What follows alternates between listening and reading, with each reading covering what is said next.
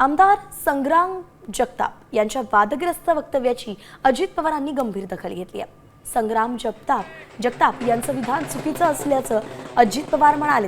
त्यांना पक्ष नोटीस पाठवणार असल्याचंही त्यांनी म्हटलंय। दिवाळीची खरेदी फक्त हिंदूंच्या दुकानातूनच करा असं वादग्रस्त विधान संग्राम जगताप यांनी जाहीर सभेत केलं होतं आणि शिवाय हिंदूंवरती मशिदीतून हल्ले होतात असंही जगताप म्हणाले।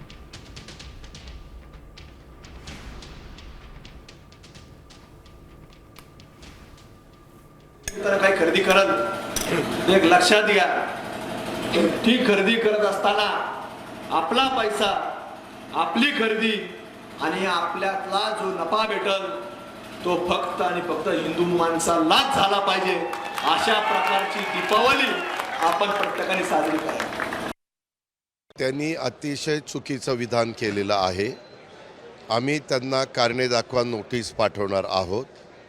एकदा पक्षाची ध्येय धोरणं ठरल्यानंतर पक्षाच्या विचारधारेपासून जर कुठलाही खासदार, आमदार किंवा संबंधित जबाबदार व्यक्ती अशा प्रकारची वक्तव्य करत असतील तर ती वक्तव्य राष्ट्रवादी काँग्रेस पक्षाला अजिबात मान्य नाही। ही भूमिका आमची कालही होती, आजही आहे, उद्याही राहील। त्याची जी भूमिका आहे, त्याचे जे विचार आहेत ते पक्षाला अजिबात मान्य नाही आणि त्याच्यामुळे त्याला कारणे दाखवा नोटीस हित। आता isakal.com आहे देशातील नंबर 1 ची मराठी न्यूज वेबसाईट। प्रत्येक अपडेटसाठी isakal.com ला नक्की भेट द्या।